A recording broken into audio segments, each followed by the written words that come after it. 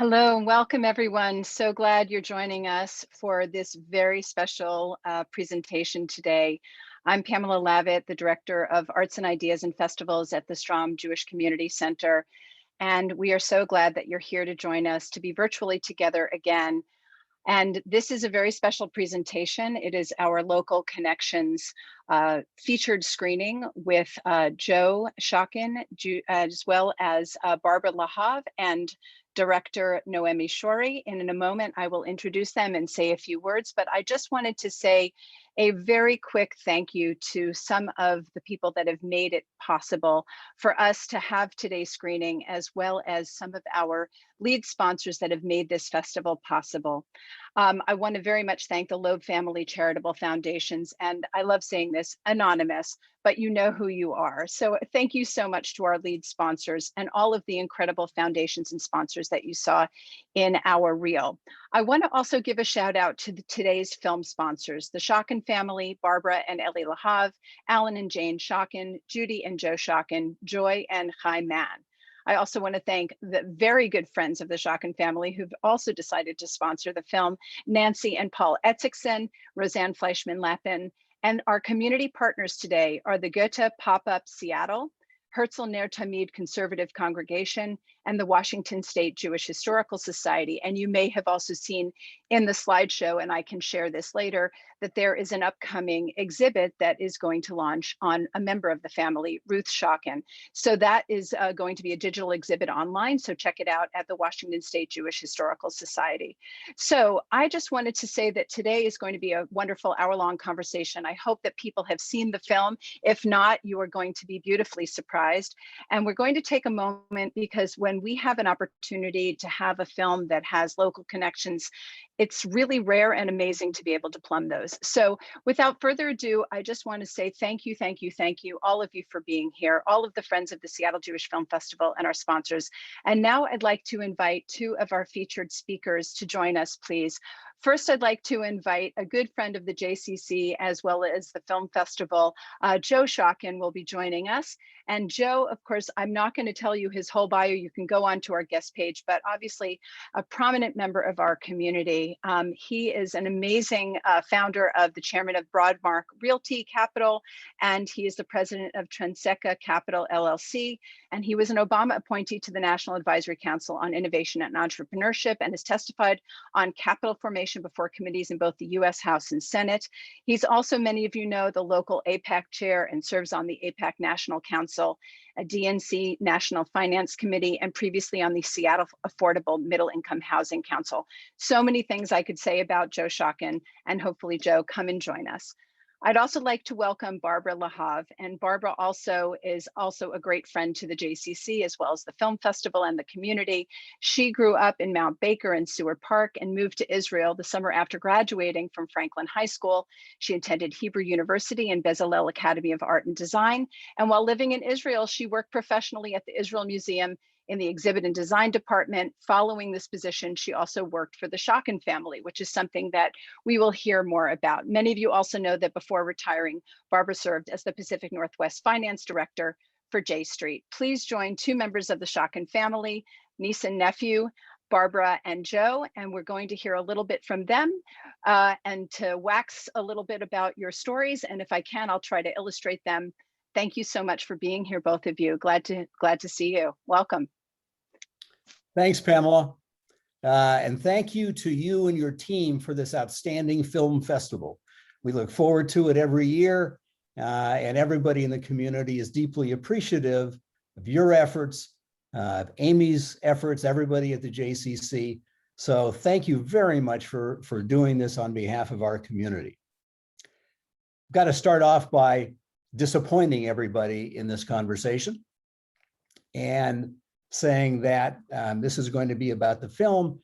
This is not going to be a political debate between Barbara and I. We're going to have to reserve that for another day. For Barbara, myself, our brother Alan, happy birthday, Alan. Today is Alan's birthday. And for cousin Chai and our spouses, we share a distant relationship with a remarkable person. Noemi, thank you for joining us and for doing this beautiful film about Uncle Zalman. And he really was a very special guy. I've only got a few minutes here, and I want to make a couple of points talking about our great uncle. First of all, I have to begin by the fact that I don't understand how this happened. Uncle Zalman shows up in Berlin in 1900, penniless, 23 years old, only a Jewish Torah Talmud education. He's got nothing. And 25, 26 years later, he is often described as the department store king of Germany and has got these major stores throughout the country. So think about it. You know, back then, you know, there were not banks like we knew them today. There was not venture capital. There were no partners. There was no stock market. There was a war in the middle of all of this. And this is something that has fascinated me for a very long time. I don't understand how you could have accomplished as much as this man accomplished in his life. So I begin with this question, and I will tell you it's a question that has fascinated me all of my adult life. I've read everything I can find, the excellent biography on his life. I've read lots of articles. I've talked to all the relatives, the descendants in Israel. And nobody has come up with really a clear explanation as to how he could have accomplished what he did. So I begin with that question for which I don't have an answer. Uncle Zalman came to Seattle twice in my lifetime. His beloved older brother Herman lived here in Seattle. That's why we lived in Seattle. And Barbara will talk more about that.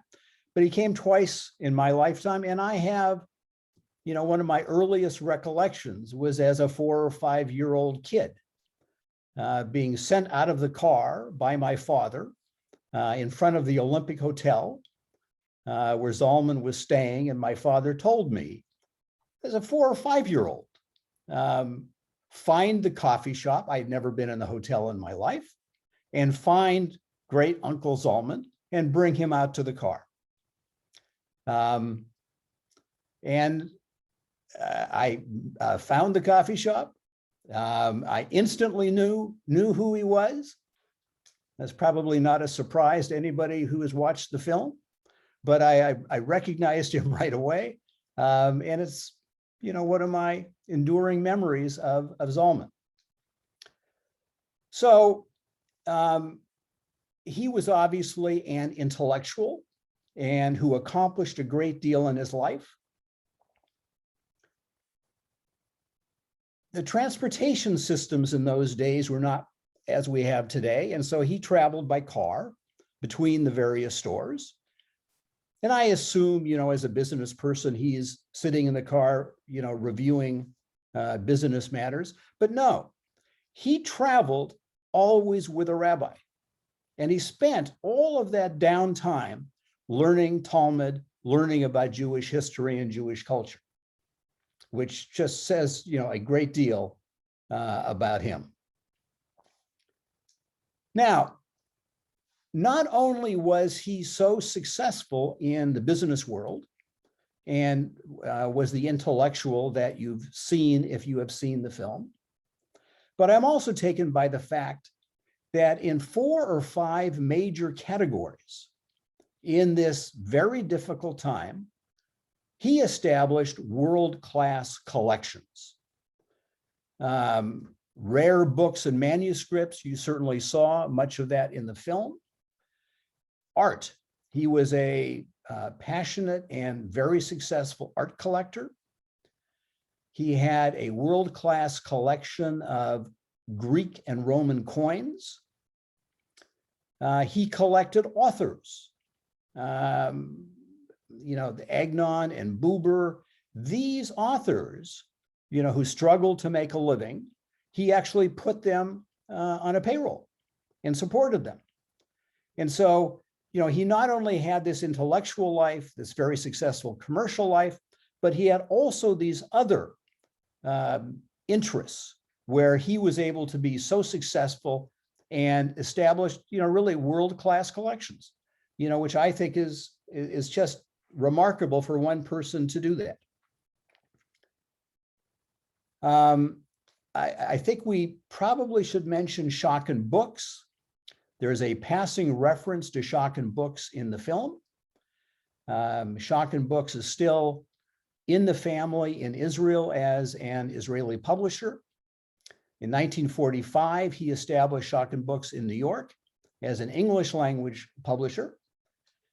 And many of us grew up with Schocken being one of the primary, if not the main, publisher of Judaic manuscripts and books and always in the synagogues and at homes, you'd see the Schocken S, you'd see the Schocken Haggadah, and that was the family business in the United States, and it's one of the crowning achievements here.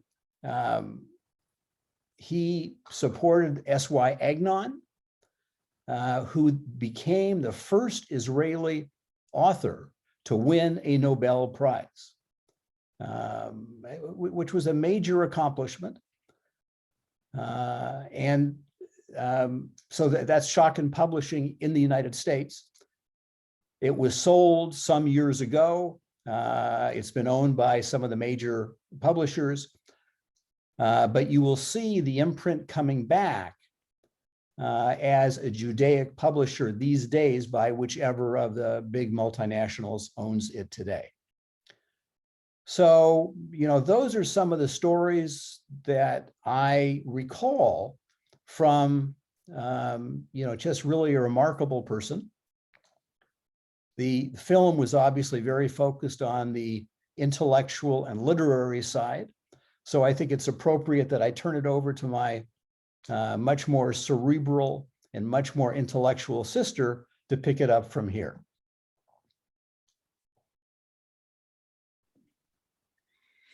Oh, I don't know. With that introduction, I'm going to have to come up with something good.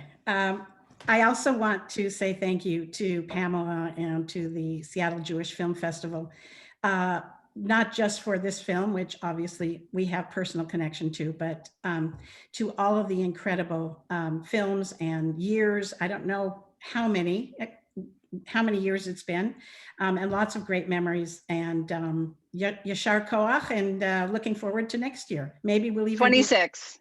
26. Oh my goodness. And hopefully we'll be able to be in the same room together next year. So I was really pleased with the way my brother presented the overall story and the incredible accomplishments of Zalman. And I'm going to be a little bit more personal. We all grew up in little Seattle, far away from any big Jewish Mecca, and we were really part of a very insular German Jewish refugee community in Seattle. And what I always remember was the center of that was the German community was my Uncle Herman, who really was the pivotal center of all the German refugees that came through Seattle. And I fondly remember many stories from Seattleites who have been here for many years, who came from Germany, how he found them lodging, he found them work. He worked very closely with Haaretz. So I had a sense of a member of the Schocken family that was very well regarded, even in this small Jewish community. But most of the time, when everybody heard our name, they would either call me Shocking or Shotgun. So it didn't flow well. I grew up in Zionist education through the synagogue and through the stories of my family. So at the age of 17, in the summer of my graduation from high school, I went to the Hebrew University in Jerusalem in their International Baccalaureate 5th year program, and started to meet my Israeli cousins and to see what it was like to be in Israel as carrying the last name Schocken. And I remember very clearly whenever I had to register for a room or for a PO box or for registration to class, or, you know, even at the dry cleaners, whenever they would say, "What is your name?" and I would say Schocken, there would be a pause and people would look at me and they say, Schocken, Schocken? And I said, "Well, what do you mean? How are you connected to Salman Schocken?" So very quickly in my first few months in Israel, I realized a very different kind of milieu, or a kind of reputation around the name. And everybody would then, after asking me how I was related, would have some kind of an anecdote about how they had worked for the Haaretz, or that they appreciated an editorial, or that somehow the culture that Salman had brought to Israel. I never heard anything, you know, like he was, you know, a bad business person or whatever. It was an incredible reputation that I was hearing about his integrity and the amazing things that he had done in Germany and in Israel. And it gave me a real sense of pride to be somehow, you know, coincidentally through blood, to be related to such a reputation. And I also felt that that carried on to the second generation as well. The work that Gershom, his son, did for Haaretz and the Schocken Publishing. And even to the third generation. I had the privilege of working with Amos. He had gone to the Harvard Business School the same years as my big brother Joe. And when they graduated, he came back to Israel and thought he was going to take over the Haaretz newspaper. And his father said, "I'm not ready to give it up. Go do something else." And Amos started very small newspapers around the country and asked me to be a managing editor of a newspaper in Jerusalem called Kol Ha'ir, as a farm system for young journalists. And I distinctly remember having given a desk in the branch office of Haaretz in Jerusalem. And my desk was in between two very senior correspondents of Haaretz. People may know them, Dan Margalit and Akiva Eldar, very famous Israeli correspondents. And I was trying to convince them to write articles for this new young paper that Amos had put together. And they were questioning, and they were hesitant at first because they wasn't quite sure that the integrity and the quality that they had known from Schocken Publishing and from Haaretz would be carried through to the next generation.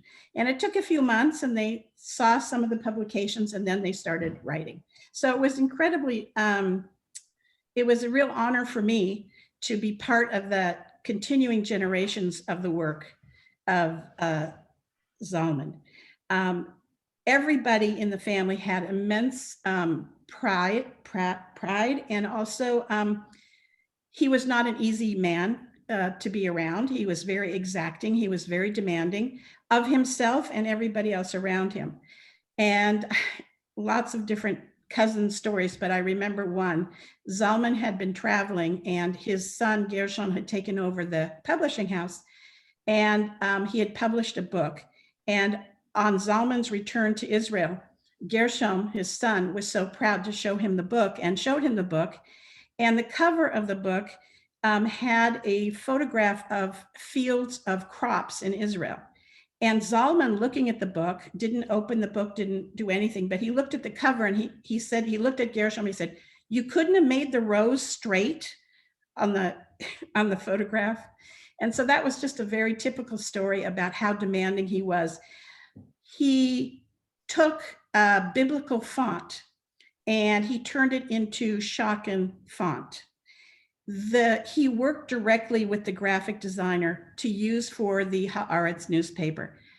I think that if he were still alive and there was no deadline for the paper, he would still be going back and forth with the graphic designer about how he wanted it to look. He was so particular. And there was an exhibit recently in the Israel Museum about the New Israel font. But the incredible thing that I saw from 1969 to 1985 when I was in Israel was the ripple effect of the things that he started and where that all went to in Israel. I can't say that if he wasn't around, and as Joe said, how did he do it? It wouldn't have happened anyway. But you know, he takes patronage for Shai Agnon, who becomes the foundational member of the modern Jewish literature. He finds a 5-generation Sephardic author, Aleph Bet Yehoshua, and he publishes him, which lays the foundation for so many more of the literary giants of Israel. If he hadn't have done it, would there have been other publishing houses? I don't know.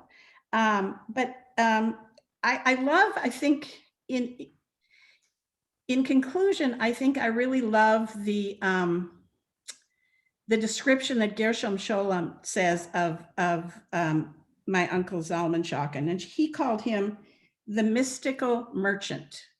And I think that typically to me shows that contradiction and tension between high culture, between Hasidism and Judaism, between being an Ostjuden, being a Jew from not from Maine, Germany, and trying to be a secular German, his thoughts about being a Zionist, but wanting to have a binational state as a secular Jew.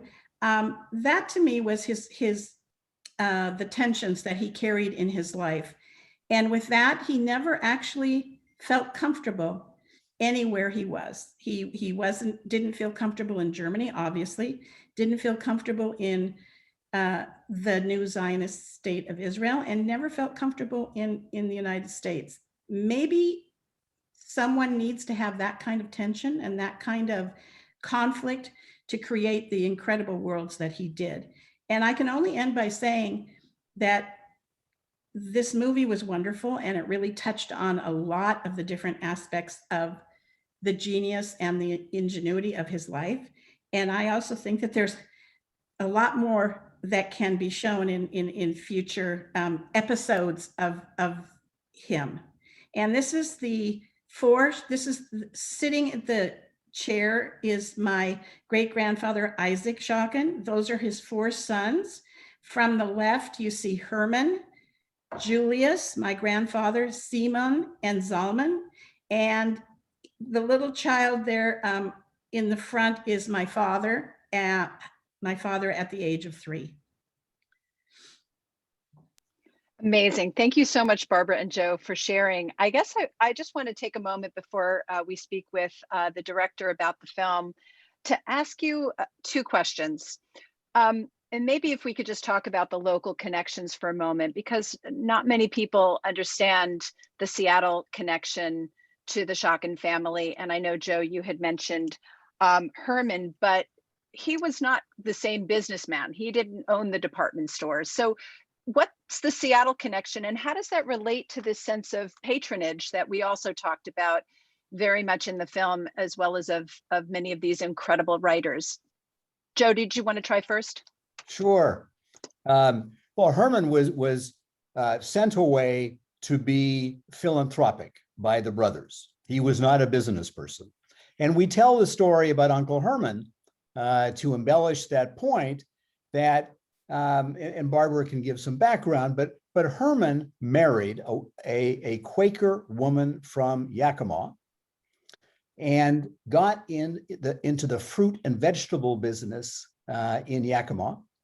And there is the story of his brother coming and going to the warehouse, and there's a wall of cans, and somebody says, what is it? What product, what's here? And nobody knew. And they opened the can, and it was peaches. And so that whole row of cans was labeled peaches. They had no idea what was there. And so they retired Uncle Herman, and he became a significant community figure here in Seattle. He was instrumental in getting the papers and sponsorship for a large number of Jewish families to get them out of Germany and into the United States, and many of them to Seattle. He had a very close relationship with Rabbi Levine, who many of us senior citizens remember, and the very important ecumenical television program here with Rabbi Levine and Father Tracy. And Herman was very much a part of, a triumvirate with the two of them. And he just had a very profound impact as a community organizer before that term became a term for the Seattle Jewish community. That's amazing. I'm curious to know, Barbara, for you, who's also worked in the community, what did that mean for you? I know you've talked about the erudite parts of that patronage, but what did that impact mean for you and your family growing up?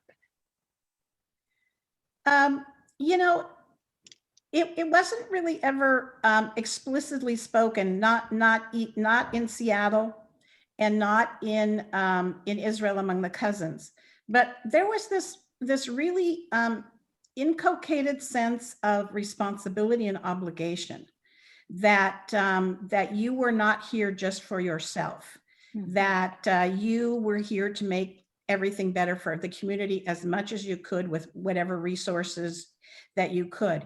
It was not anything, as I said, Pamela, that was said, it was shown.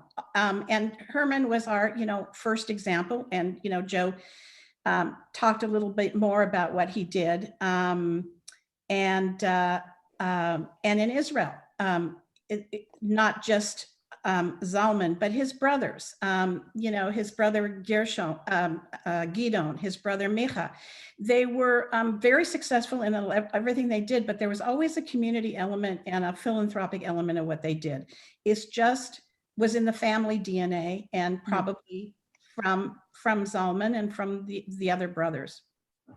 The film reminds me in many ways of films like Rosenwald, Viva Kempner's film, where you have this sort of hidden from history, obviously. And I'm so glad that Noemi Schory, first of all, Noemi, it's like 5:30 in the morning in Israel. And I'm just so pleased that you're here to join us. So I'm just going to bring you into the conversation and just briefly let people know that you have produced and edited more than 100 documentaries, including one of my personal favorites that we showed at the film festival called A Film Unfinished many years ago. This is actually the second film that you have directed. You produced, edited so many parts of this film.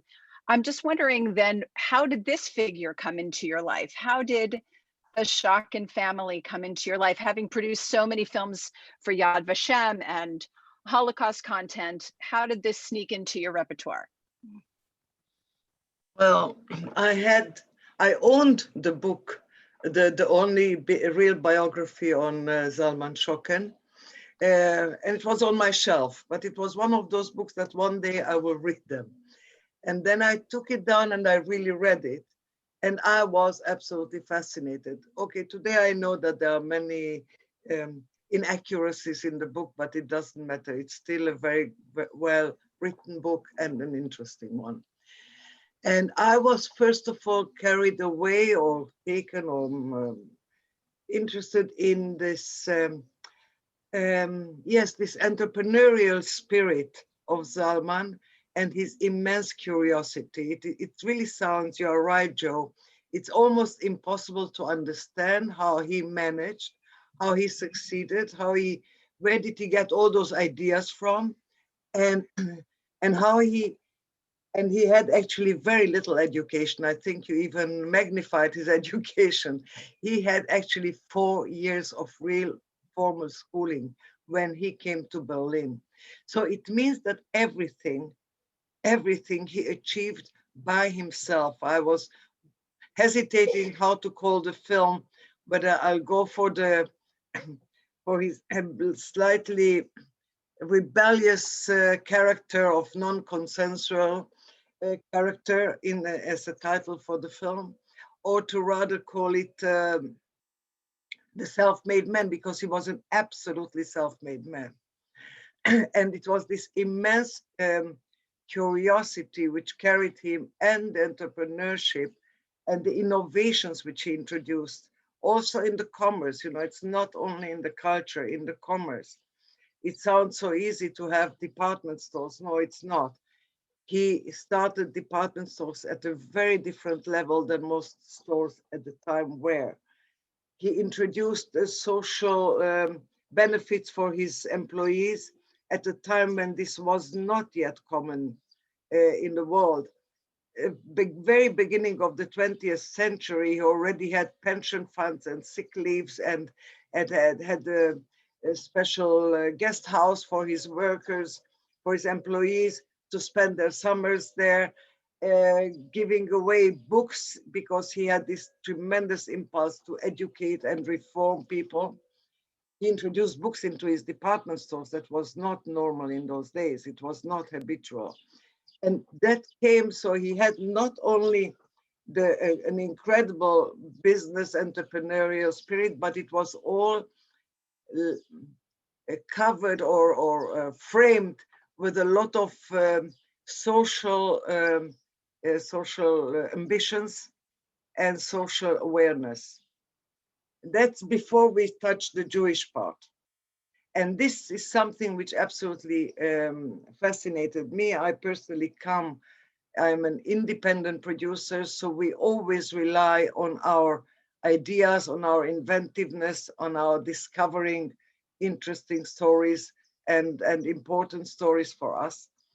And so I was, this really carried me into the world of Salman Schocken, and I didn't know what kind of adventure I'm up for, because I spent, I would say, about 2 years more or less, reading and reading and reading, and I love to do that, so I'm not complaining, because every time I discovered one more layer and one more layer, and I read another book and another book, because yes, there's one biography, but then there's all this entire world which is around it. I didn't know that I would start becoming interested in printing and in graphic design and in the layout of books, but Salman took me there, even there. So yes, this is how I started on this film. It's amazing. I mean, you have an incredible, CV of producing films, but you've directed 2. Can you just talk a little bit about, and your other film is about Rabin. And so I directed 7. Let me just. IMDb is not doing you justice then. So obviously you're much more prolific, but what takes you into the cinematic? Your collaborations on this film are very impressive. First of all, I think it's Uriel Sinai, who is the cinematographer, who was the cinematographer for Numbered. And I can share an image from that film. Not many people, we showed it at the film festival. I was actually on the Kroll Foundation at the time that gave some finishing funds to that very impressive, beautiful photographic film. You also have Boaz Schory, the music that we played at the beginning. I'd love to know what the relationship is there. And also, I think the animation that you brought to the department stores and the sounds, there's just such a richness to the way that you took us all into what Barbara will probably ask was almost 3 films, department stores and books and Israel. So how did you weave it all together, and how did these partnerships help you tell the story? Well, when I went to Germany, to Saxony, which is the main area of his activities, this is where he started from, and that was really the center. That was about 2 years ago, 3 years ago, I can't remember now. Anyhow, I went to visit the various places. And I realized that these are actually all ghosts of the past, because the buildings are still there, or most of them. There's only one which has been completely renovated and serves as a museum, which appears at the end of the film. But not all the buildings, but most of the buildings are still there, but they are actually in ruin. I mean, they are dilapidated. They continued functioning as stores under communism during the GDR. But immediately after the reunification of Germany, of course, they completely went bankrupt and they closed, and they are just there wasting away in a way. So for me, those were ghosts. And I realized when I went into one of them, the one which is animated, I understood that there were thousands of people filling that store every single day because it was such an attraction. It was such a service almost to society, although it was commerce. And I said, no, I must bring that back somehow, that image and the feeling of what this did for that community. So it was, my idea all the time was to walk between the past and the present, the past and the present, the interweaving of the past and the present, because yes, it's important. I mean, I could continue talking about it for a long time. The area where he succeeded, where was really his headquarters and his main activity, Saxony, is today a very depressed area. Ever since the reunification of Germany, the young people are leaving, there's unemployment, and there's a lot of frustration, and altogether it's very, very, very different, 180 degrees different from the time when Salman started there, when it was a flourishing area. So I wanted to bring in this past and present feeling, because that also has a lot to do with the politics of today and of those days. So that became for me another level, which of course is not gone into great detail in the film, but I think it is there, and it is, you can sense it. And that's how I came to these ideas of the visualizing, because you are doing something about a world which has disappeared, which is not there anymore. You have to somehow liven it up, and you have to make sure that people start understanding that this was something for real. And I'm sorry to tell you, Barbara, you said that when you were in Jerusalem, all people knew or still the name Schocken. It's not the case today anymore. The young people have no idea. In the best of cases, they know Haaretz, they do know Haaretz, and they might have heard the name of Amos Schocken, and that's about it. And in Germany, it's even worse. In Germany, it's even worse. I remember I talked to a producer in Germany whom I wanted to involve in the project, and he's a good friend, and he tells me, well, Noemi, this is very interesting, but you know, Schocken is unknown in Germany, and perhaps it should stay like that. And I never spoke to him after that, because this cynicism I couldn't somehow stomach really. But yes, there are many scholars, by the way, who are doing research on the various activities of Salman Schocken, American and German, more than Israelis. But in that field, he is known. But in general, no, not really. And in Israel, amazingly, in Israel, not. And his incredible library, which is already, first of all, it's already an architectural beauty, but it's of a richness until today, although the German part of the collection has been auctioned, but it's still of great significance and richness. People who live in Rehavia, in the area where it is, around the corner from it, they discovered it through the film that, perhaps we should go there and have a look at it. So I hope that in that sense, it does something, this film, first of all, Salman Schocken, and not only the biographical facts of Salman Schocken and the facts of his life, but of his state of mind, of his, yes, also his ideology. It brings us to a time which we don't know anymore, of humanism and liberalism, and that you can be, I was fascinated by it, you can be a very, very devoted Jew, devoted not in the religious sense, but in the general devotion to your people, and still be liberal and still be humanistic in your approach.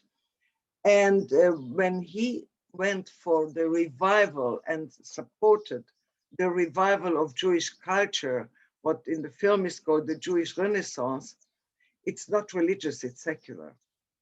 It is possible, there's a possibility. And you know something, he went after, in his incredible collections, he went after old writings and manuscripts and whatever, and there were the poems of the Golden Age in Spain. And the Golden Age in Spain, you know, today we are talking about Ashkenazim, Sephardim, and or Mizrahi, actually, as we call it in Israel. For him, it was one world. This kind of this divide did not exist. So one of the antiquars from whom he bought manuscripts sent his guy to Iraq, to Baghdad, to find manuscripts of the Golden Age of Spain, because it doesn't matter, it's still Jewish culture. It's Jewish culture, whether it comes from Eastern Europe or whether it comes from Iraq or whether it comes from Egypt. And for Salman, that was one world. And all these things are for me admirable, not only in the past sense, but I would like it to resonate a little bit and to face some question marks in the present. Well, I mean, I'd love to invite in a moment Barbara and Joe to ask you some questions if they have them, but I have one last question before I do, which is this film premiered at Doc Aviv in Israel. I believe this is a US premiere of your film, if I'm correct, which is amazing. But I'm curious to know, who do you feel is the intended audience for the film? Where would you like to see this film go? Who is important that sees it, that learns about the story, given the things you just said? Well, first and primarily because I'm an Israeli and I live in Israel, and I would love very much to, with my films, I always try to make films which I considered important, which I considered worthwhile. I didn't make too many entertainment stuff. That was not my way of life or my direction.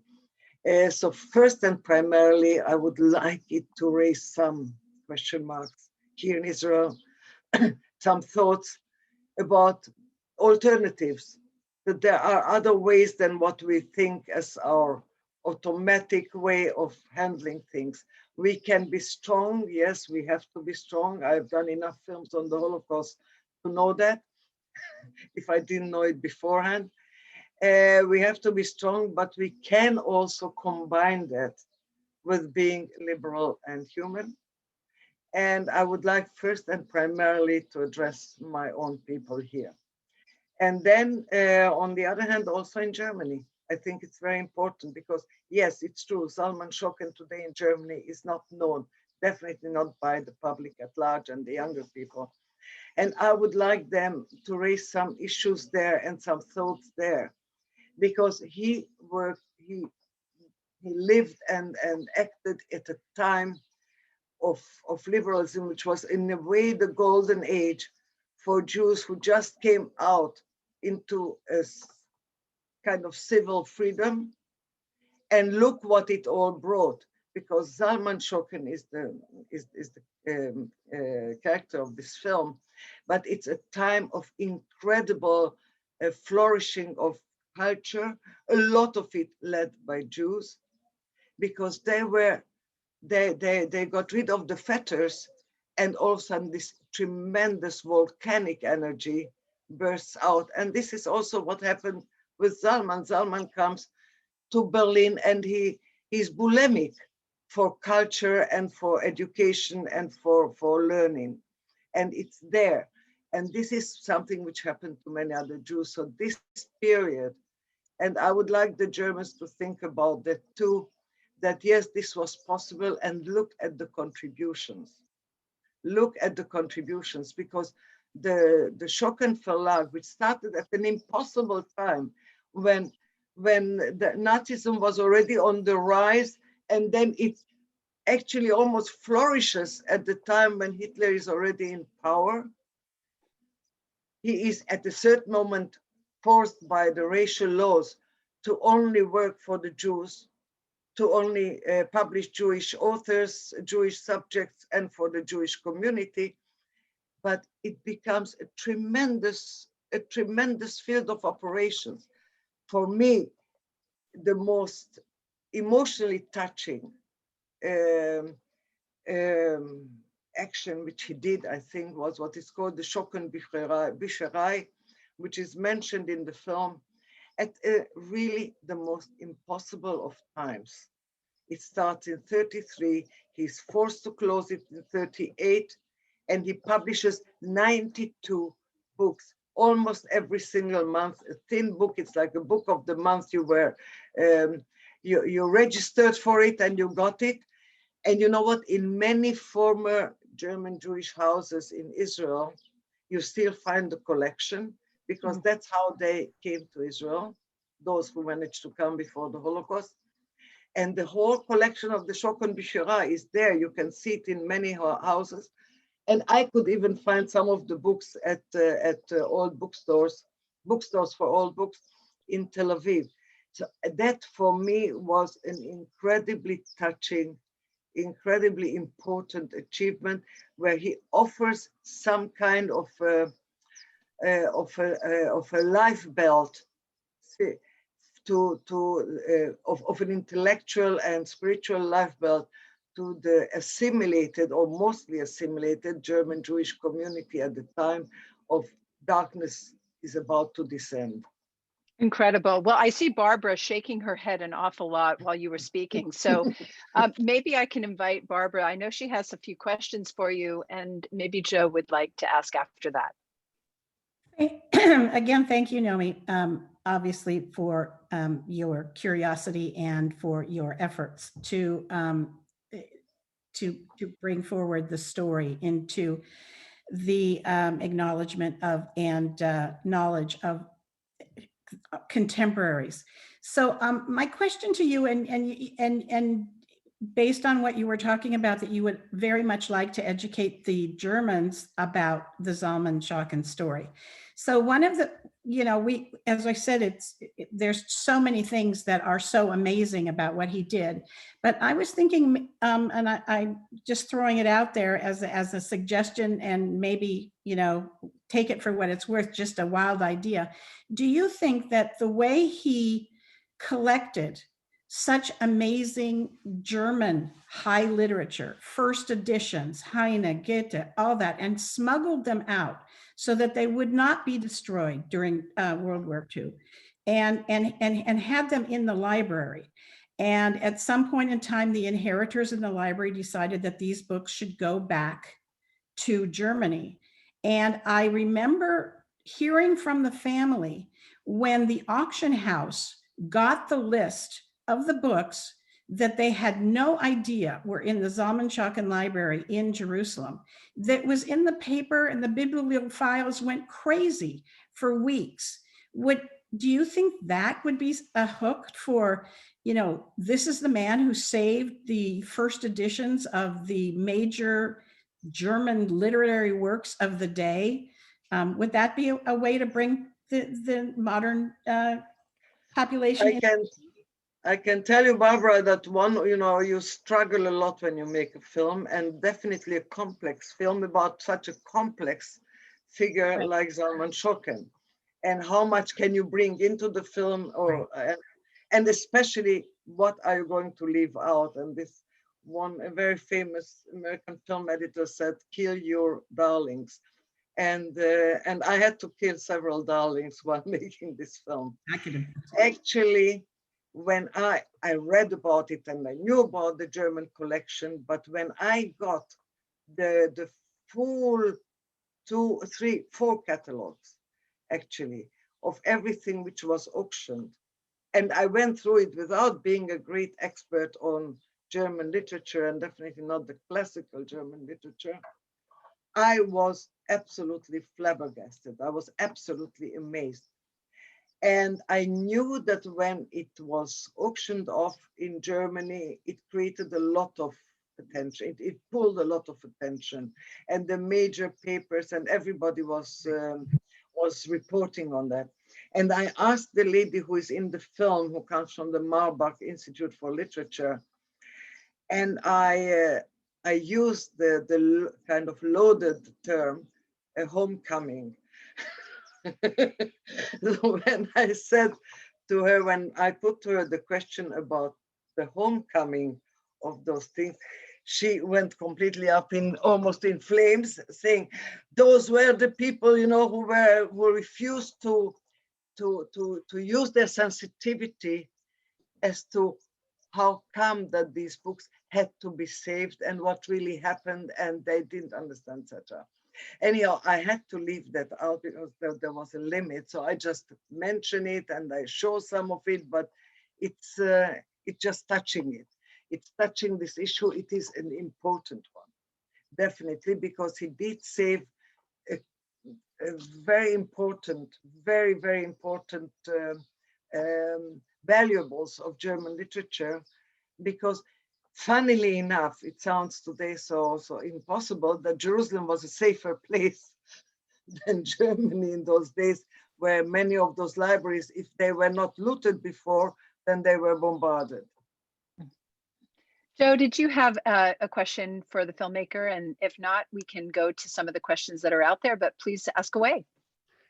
I think Pamela, I think I'll just elect to say, Noemi, thank you very much for this fascinating look into a remarkable life and the remarkable job you did of weaving this thing between the politics, the business, the literature, the years, and being able to tell this, I find fascinating, you know, an example of German Jewish culture, the movement to Israel, you know, after the war.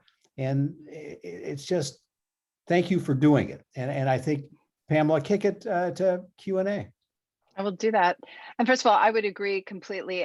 I'm going to quote you, Noemi, when you said in an interview, you said documentary films are not synonymous with factual representation. And I know that you were talking more about Holocaust films, but I think that if for those who have seen the film, the first few moments where you overlay the dilapidated architectural marvel of the store with the sort of photographic and archival images as they come to life, and then take us right to a teacher teaching young students in Germany about this history, was your hope right there. I just felt that that was a hopeful moment where you as a filmmaker were teaching us how to see the Schocken, you know, how to inhabit this space again. And I think that your film does a marvelous job of allowing us to reanimate this marvelous piece of history, and it leaves us all wanting to learn more. I just wanted to say there've been a number of Yasher Koachs in the chat, and I just wanted to share that Doris Stiefel says a wonderful documentary and great presentations on the Zoom conversation. So I guess that's a thanks to all of you. I have a couple of questions. Rebecca asks, I would like to understand a little more about Salman's thoughts on the bi-national state. Who did he envision would live there? What would be the goal if he wasn't a strong Zionist? Do you have something to add in that?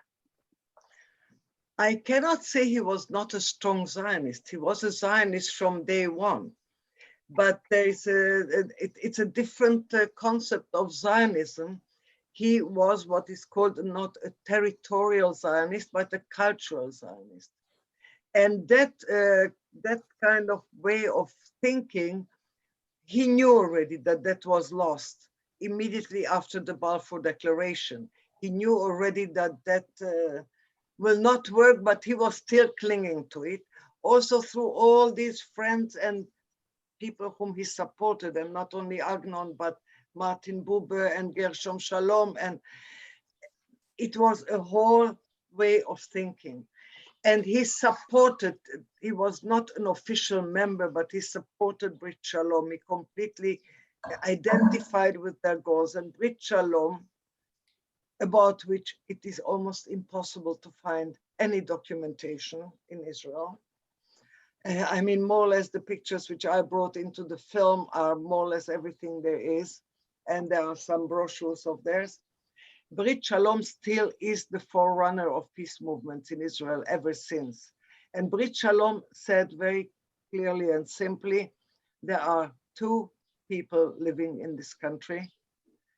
This country was not empty and deserted when we came here, we as Jews, and those who were here and are here are supposed to stay here, and we should manage to live with them together. This is what is called the binational state or two-state solution or whatever you call it today.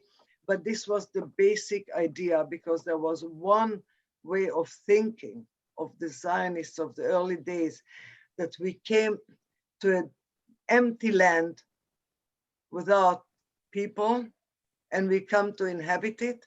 And there were those who understood and acknowledged that it's not an empty land, that there are people living there. And they have to be respected, not only tolerated, but also respected. And that was basically Salman's thinking. Thank you for sharing that. I don't know if Joe and Barbara, you had something to add, but I will ask, there's also a number of comments in here, just overall responding to the images of your film, just how you overlaid over the buildings. And it was just such an evocative way to present the material. There's a question for Joe in particular. You mentioned, someone asked, that you, Lucy asked, I think it was, no, Mark Stiefel asked, you mentioned that Zalman came to Seattle when you were 4 or 5, but there was a second time. Do you remember anything about the second time? I got a bicycle. I remembered very well. It was my first bicycle. That's memorable. Yes, it is. And I'm sorry, Mark, that is all I remember about his second visit. Amazing. There's another question here from Deborah, who says, throughout the film, I was wondering about Zalman's wife. Was she long suffering? An intellectual equal to him, a loving wife and mother? Did you have some perspective on the family around him? Okay, now we're getting into more dangerous territory. Barbara, do you want to weigh in on that one? Well, it looked like Noemi was going to, but I definitely remember Aunt Lily. She was an incredibly elegant woman. She was very Germanic. She knew what she wanted. She knew when she wanted it. She knew how to do it. And that's how she raised her children. I know you saw in the film, but yeah, it was, whatever, she was the manager, and however she wanted things to go, it went. There were many times when they traveled separately. Lily had family and Zalman had business. Living under the same roof for a long period of time toward the end was not anything that I remembered. But she was a beautiful woman, a very cultured woman, and definitely a character as well. Did you want to add something, Noemi? No, all I can add is that there is very, very little documentation of Lily. There's a tremendous archive in the Jerusalem Library, in the Schocken Library in Jerusalem, with many, many, many photos, very few of Lily. Most of them are of Zalman at various functions or not functions, or portraits made by very important photographers, and there's very little known about Lily.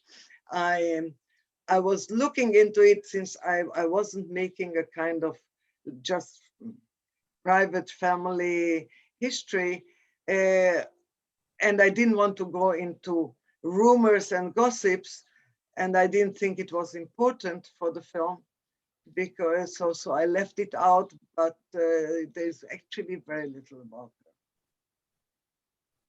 it. There's 2 more questions.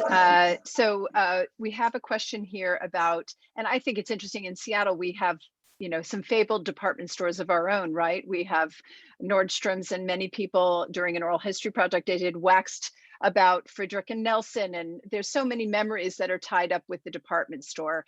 as a place that people inhabited their lives, bought their first makeup, bra, whatever it is. But were there department stores like Schocken's in Europe that were similar? Obviously, there were many of them. Was this unique in Germany to have that kind of chain? Obviously, and also, did he sort of, was there any invention of the notion of the department store attached to the Schocken family? Well, I think what was unique was that he did it de novo in such a short period of time. Yes, there were other department store chains, but they were long established. And I think that's the difference. And then Barbara is probably going to want to talk about the values and the buying systems that they did. Barbara, do you want to talk about that? Well, you know, I was always told, and I think Noemi does a really good job, and also mentioned in our conversation about what a visionary he was about HR, about taking care of employees and making sure they were happy and making sure that they had, you know, days off, et cetera. But together with that, he did the economy of scale. I mean, he had factories that made things just for the Schocken stores. He had a whole R&D department that had chemical engineers testing products. We have a lovely long-term family relationship with the descendants of Dr. Eric Kahn, who was his chief engineer. We're in very close contact with his daughter, Hannah. He then became very famous in Marks and Spencer when he left Germany and became a very big engineer and product development tester. And he had, we have in our possession the design book of how every point of purchase stand should look like in every store. And what you just saw was the coffee roasting section of the store. But philosophically, what he said is that he wanted to have, for every type of merchandise under one roof, 3 price points. In other words, you would have a bar of soap that was from Germany that was not packaged and didn't have maybe any perfume in it. And that was the lowest price. And then he would have another type of soap that would be maybe made in Germany, but it was packaged and maybe it had lanolin in it. And then he had the high price soap, which was a French soap that had lavender, and it was the high. So you could go into a Schocken store under one roof and you could buy the most expensive pair of shoes and the cheapest soap, but you always had the 3 price points. And we did see when Noemi was showing us that you could see the different prices of the same product made differently. So I think that was incredibly, I mean, for me, he was like the pioneer of IKEA meets Bauhaus. And that's, you know, he really believed that the common man should have a quality product and be able to attain it with a middle-class income. And I really do believe that he was a forerunner based on the Bauhaus philosophy of form and function. That's amazing. Susie Cantor, there's a comment also that says, I'm in awe of his care of his employees and focus on service, maybe 85 years before American retailers really took on this commitment to heart. So I really appreciate what you had to say. We're almost out of time. So I just also wanted to give each of you, if there's anything else that you feel that we didn't cover, and it sounds like Noemi, you have something to say. But first of all, I want to thank you so much we're in awe of a documentary that is almost 3 documentaries pulled into one. We're grateful that we were able to have the US premiere of your film after Doc Aviv. We were so excited that there is a local connection. I'm so grateful to Joe and Barbara for sharing their stories. People are just throwing in comments. What a wonderful film and a fascinating discussion. So I wish you tremendous success. So Noemi, did you want to add something? No, and I wanted to answer directly that one. Yes, indeed, those were not the first department stores. What I called it already in my proposal, this was the second wave of department stores. But the department stores in Germany, which all of them at the time were started by Jews from the same area as Salman. What a coincidence, but it's true. They were different. They were something like what, whoever knows Paris, you know, it's like the Lafayette or like in Berlin, the KaDeWe. They were very elegant, selling you the dream of luxuries, that you are coming now on the luxury sailboat with marmor and crystal chandeliers and things like that. And also today, when you walk into one of those stores, you know, the perfume envelops you more or less. Now, Salman came with a very different concept. He wanted to address the workers, and the workers were scared of those shops. Even if the prices were okay, but they were scared, they were put off. And he made stores which were transparent, simple, everything was displayed. The prices were very clearly displayed. There were no mysteries and no secrets. So it was an ideology. It was an ideological concept, also what Barbara said and also what I'm adding. And also part of his amazing character is that he understood and embraced very fast new things like the Bauhaus. His son Gershom wrote that when they went together to Dessau, the capital at the time of the Bauhaus, he immediately on the spot, at the end of the day already, employed some of the Bauhaus people to start with the graphics for the stores, and then made a whole order of changing the furniture of the stores in the Bauhaus style. So he understood this is the spirit of the time. It corresponded to his aesthetic vision and to his ideology also. So this is how it was totally different from these very luxurious temples of consumption, which were the other department stores at the time. And that's part of his ideology. It's all one world. I mean, his concept of commerce and his concept in books and his concept in culture, it somehow all comes together. Those are not colliding things. They are all come together harmoniously, actually. Well, you've created a very consumable and beautiful documentary that many of people here in Seattle have truly enjoyed. I'm just curious, as we go out, what is your next project? This seems like it was a big passion project for you. I just wanted to add that Boaz Schory is my son, and he's a composer. His work is amazing. And we struggled a little bit with the music because at the beginning it was a bit too kind of sad. He understood my idea of the ghosts of the past, and it was too much ghosts of the past, and I have to make sure that it's not only that. The atmospherics of his music is I actually amazing. love what he did. And my new project is a co-production with Hungary about a woman called Agnes Keleti, who was just now 100 years old. Not only the oldest, but the most decorated Jewish athlete, gymnast of all days. She's an incredible character, a survivor also, and incredibly full of life and full of humor. So I look forward to that one too. Well, I think we're also looking forward to that one as well. I just want to thank you so much for joining us and waking up so early from Tel Aviv. Director Noemi Schory, we love showing your films in our festival. We're so happy to have the US premiere.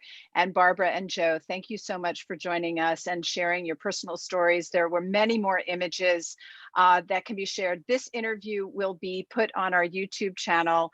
Afterwards, the film can still be viewed until 5 p.m. tomorrow. So shoot that link out to your friends. The festival continues for a number of weeks. And I just want to say thank you all for being here and making us virtually together again in the most meaningful way to be engaged and have conversation around really amazing cinema. Thank you all. Thank you, Pamela. Thank you all. Thank you. Thanks, Pam.